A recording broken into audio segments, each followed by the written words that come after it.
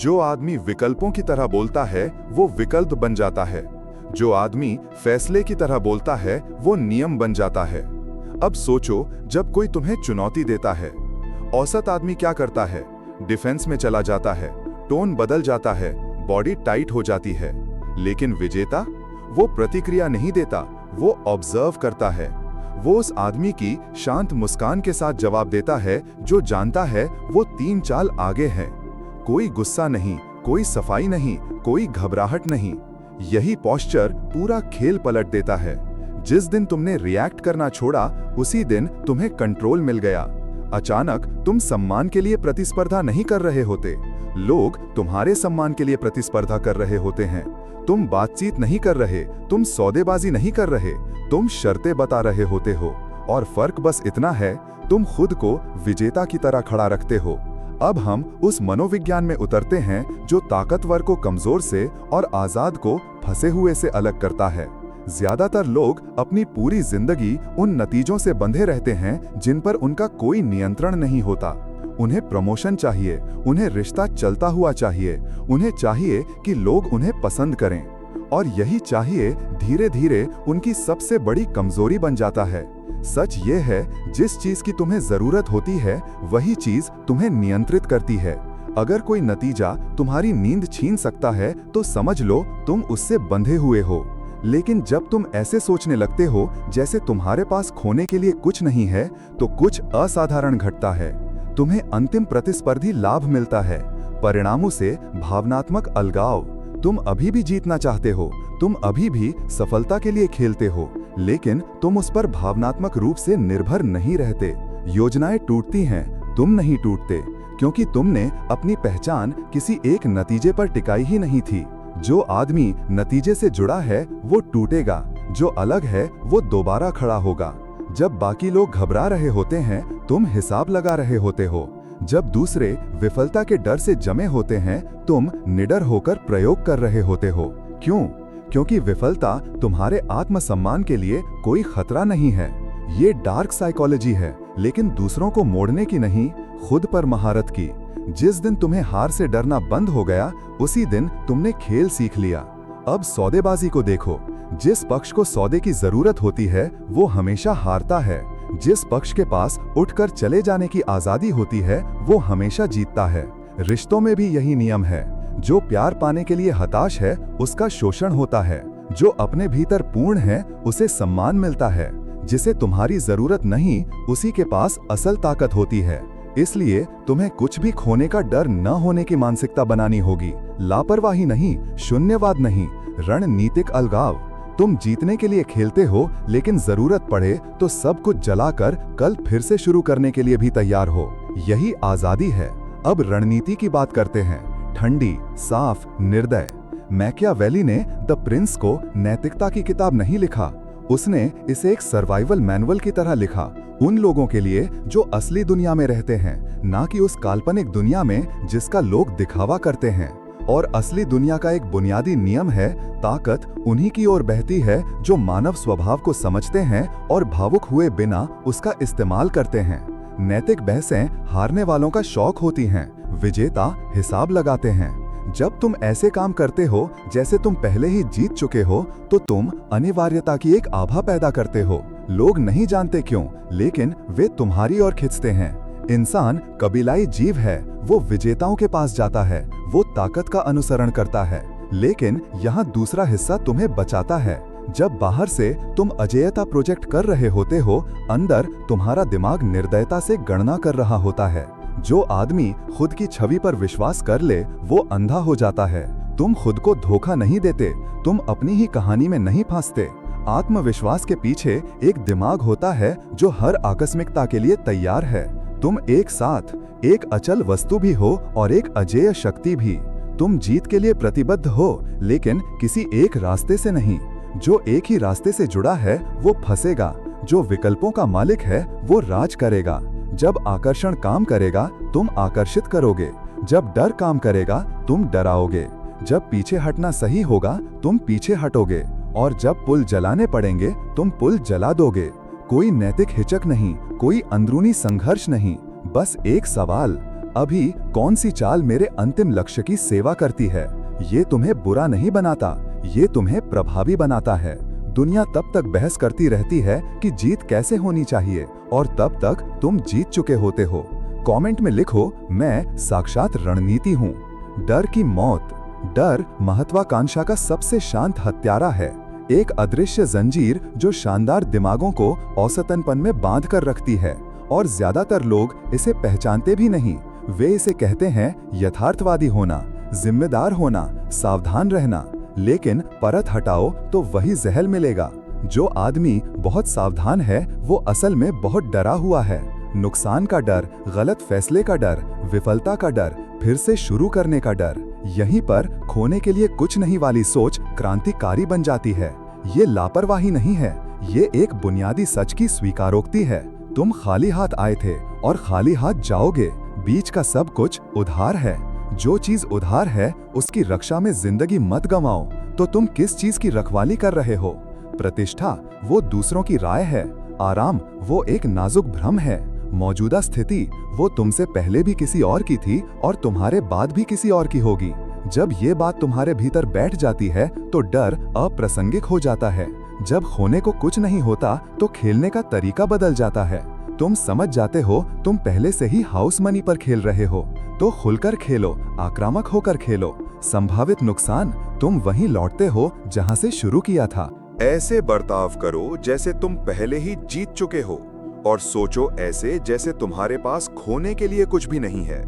दुनिया हताश इंसानों को कभी ताज नहीं पहनाती, बेचैन दिमाग को कभी सत्ता नहीं मिलती। ये सिर झुकाती है सिर्फ उनके सामने जो ऐसे चलते हैं जैसे फैसला पहले ही सुनाया जा चुका हो।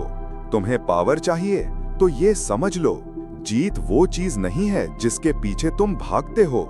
जीत वो मानसिक स्थिति है जिसे तुम खेल शुरू होने से पहले अपने अंदर उतार लेते हो। ऐसे काम करो जैसे तुम पहले ही जीत चुके हो, अहंकार में नहीं, भ्रम में नहीं, बल्कि उस शांत पक्के भरोसे के साथ कि तुमने बाजी ऐसे जमाई है कि अब हारने का सवाल ही नहीं उठता। जब तुम किसी कमरे में दाखिल हो तो तुम्हारी ऊर्जा चिल्लाए नहीं, वो फुसफुसाए, मैं अपनी चालें चल चुका हूँ, अब मैं सिर्फ नतीजा देखने आया हूँ। लेकिन यहीं पर पेंच है, यहीं पर ज्यादातर लोग टूट जाते हैं। जबकि बाहर से तुम्हें ऐसे दिखना है जैसे जीत अटल है, अंदर से तुम्हें सोचना ऐसे होगा जैसे तुम्हारे पास खोने के लिए कुछ भी नहीं है। कोई डर नहीं, कोई लगाव नहीं, तुम्हारे फैसलों के पीछे कोई घबराहट नहीं। यही दोहरापन तुम्हें अछूता बनाता है। यही मैकियावेली का असली राज है। जिस आदमी को अपनी गद्दी खोने का डर है उसे नियंत्रित किया जा सकता है। जो अपनी साख से चिपका हुआ है उसे मोड़ा जा सकता है। लेकिन जो आदमी इस आजादी के साथ काम करता है कि उसके पास खोने के लिए कुछ नहीं है, वो खतरनाक होता है। उसका अनुमान नहीं लगाया जा सकता, वो रोका नहीं जा सकता, और अक्सर वो पहले ही जीत चुका होता है। सुरक्षा का भ्रम। ज्यादातर मर्द अपने आराम के गुलाम होते हैं। वे अपनी छोटी छोटी सल्तनतें खड़ी करते हैं। एक ठीक ठाक नौकरी, एक अनुमानित दिनचर्या, एक सुरक्षित प्रतिष्ठा। और फिर क्या करते हैं? वे जागते हुए हर पल इसी सल्तनत की रखवाली में बिता देते हैं। धीरे धीरे वे अमीर नहीं बनते, वे कैदी बन जाते हैं अपनी ही बनाई हुई जिंदगी के। यही पहला सच है, जो चीज तुम्हें सुरक्षित लगती है अक्सर वही तुम्हारी जेल होती है। अगर तुम्हारी जिंदगी में सब कुछ सेफ है तो समझ लो तुम किसी युद्ध में नहीं हो, तुम पहले ही हार मान चुके हो। यहीं से कमजोरी पैदा होती है। जिस पल तुम्हारे पास बचाने के लिए कुछ होता है उसी पल तुम दुनिया को अपने ऊपर हावी होने का न्योता दे देते हो। तुम्हारे दुश्मनों को साफ दिखने लगता है कहां वार करना है। तुम्हारे प्रतिद्वंदियों को पता चल जाता है कौन सा बटन दबाना है। नौकरी डरा दो, प्रतिष्ठा बदनाम करने की धमकी दो, रिश्ते भावनात्मक ब्लैकमेल, और बस तुम अनुमान लगाने लायक, कंट्रोल करने लायक और सबसे खतरनाक नरम सॉफ्ट बन जाते हो। याद रखो, जिसके पास खोने को बहुत कुछ हो वो कभी आजाद नहीं होता। अगर कोई तुम्हें धमका सकता है तो वजह ये नहीं कि वो ताकतवर है, वजह ये है कि तुम बहुत कुछ पकड़ कर बैठे हो। मैकियावेली इसे बहुत पहले समझ चुका था। उसने राजकुमारों को गिरते हुए देखा, इसलिए नहीं कि वे कमजोर थे, बल्कि इसलिए कि वे अपने ताज से बहुत ज्यादा चिपके हुए थे। वे डर से फैसले लेने लगे, ताज खोने का डर, इज्जत खोने का डर, फिर से शून्य पर लौटने का डर। और डर तुम्हें धीमा बना देता है। डर तुम्हें उस पल रोकने पर मजबूर करता है जब तुम्हें हमला करना चाहिए। डर तुम्हें उस पल समझौता करने पर मजबूर करता है जब तुम्हें दबदबा बनाना चाहिए। डर नैतिक नहीं होता, डर सिर्फ रणनीति को बिगाड़ता है। डरपोक आदमी बुरा नहीं होता, वो बस हमेशा गलत चाल चलता है। अब जरा उसकी तुलना उस आदमी से करो जो मान चुका है कि उसके पास खोने के लिए कुछ नहीं है। उसे वैलिडेशन नहीं चाहिए, उसे तालियां नहीं चाहिए, उसे सुरक्षा का भ्रम नहीं चाहिए, क्योंकि वो जानता है सुरक्षा एक झूठ है जो कमजोरों को शांत रखने के लिए गढ़ा गया है। ये आदमी आजाद है उन जोखिमों को लेने के लिए जिनसे दूसरे कांपते हैं, बुरे सौदों से बिना पछतावे के निकल जाने के लिए, और जरूरत पड़े तो सब कुछ गिराकर नए सिरे से खड़ा करने के लिए। यही असली ताकत है, न बनाने की बल्कि तोड़ पाने की क्षमता। जो आदमी सब कुछ खो सकता है वही आदमी सब कुछ जीत सकता है। यही तुम्हारा असली फायदा है।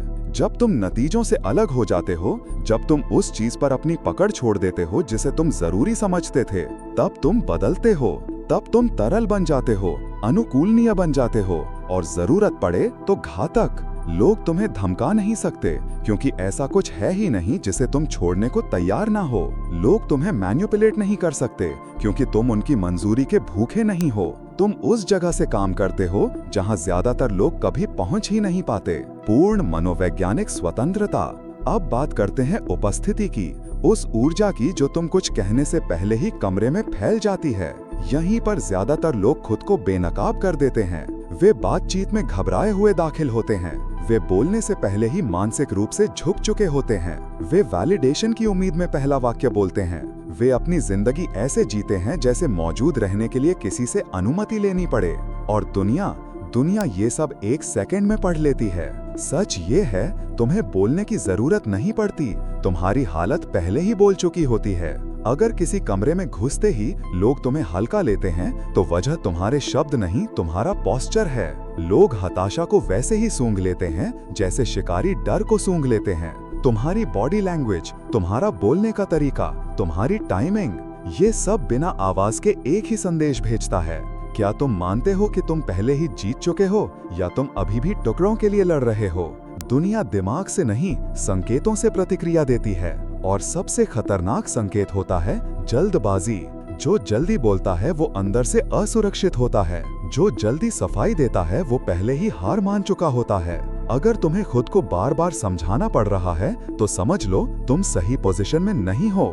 यहाँ एक फर्क समझो, आत्मविश्वास का नाटक और निश्चितता को जीना एक चीज नहीं है। तुम्हें एक्ट नहीं करना है कि तुम विजेता हो, तुम्हें उस मानसिक स्थिति में रहना है जहां जीत पहले से तय मानी जाती है। वो शांत चाल जिसमें कोई जल्दी नहीं होती, वो धीमी गति जो बताती है मुझे कहीं भागना नहीं है, क्योंकि जिसे पता है कि नतीजा अटल है वो जल्दबाजी नहीं करता। जो आदमी जल्दी में है वो जीतने नहीं, बचने की कोशिश कर रहा है। जब तुम बोलते हो तो तुम्हारे शब्दों में फाइनलिटी होती है, इसलिए नहीं कि तुम तेज या आक्रामक बोलते हो, बल्कि इसलिए कि तुम्हारी ऊर्जा में कोई सवाल नहीं होता। तुम पिच नहीं कर रहे, तुम सफाई नहीं दे रहे, तुम सहमति नहीं मांग रहे, तुम सिर्फ स्थिति बता रहे हो। और लोग फर्क समझ जाते हैं। जिस आदमी के शब्दों में शायद नहीं होता उससे बहस नहीं की जाती। अब दर्शन खत्म होता है, अब ढांचा बनता है, क्योंकि अमल के बिना दर्शन सिर्फ दिमागी शोर है और शोर कभी किसी को राजा नहीं बनाता। जो सोचता ही रहता है वो पहले ही हार चुका होता है। फैसले। ज्यादातर लोग फैसलों पर तड़पते हैं। वे और सोचने का नाटक करते हैं। असल में वे डरते हैं। गलत चुनने का डर, कुछ खो देने का डर, अपनी पहचान को नुकसान पहुंचने का डर। लेकिन तुम अलग हो। तुम तेज और निश्चित फैसले लेते हो, इसलिए नहीं कि तुम उतावले हो, बल्कि इसलिए क्योंकि तुम समझते हो अनिर्णय भी एक निर्णय है, और लगभग हमेशा वो सबसे बुरा निर्णय होता है। देरी से लिया गया सही फैसला अक्सर तुरंत लिए गए अच्छे फैसले से हार जाता है। तुम जानते हो, एक फैसला जो चलता है उस 100% सही फैसले से बेहतर है जो कभी लिया ही नहीं गया। और अगर तुम गलत हो तो तुम मुड़ जाते हो, बिना शर्म, बिना बहाने, बिना आत्मदया के। कमज़ोर लोग गलत फैसले से चिपके रहते हैं क्योंकि उनका अहम उन्हें पीछे हटने नहीं देता। ताकतवर लोग मुड़ते हैं और आगे निकल जाते हैं। जो मुड़ सकता है वो टूटता नहीं। सामाजिक गतिशीलता। अब कमरे की बात करते हैं।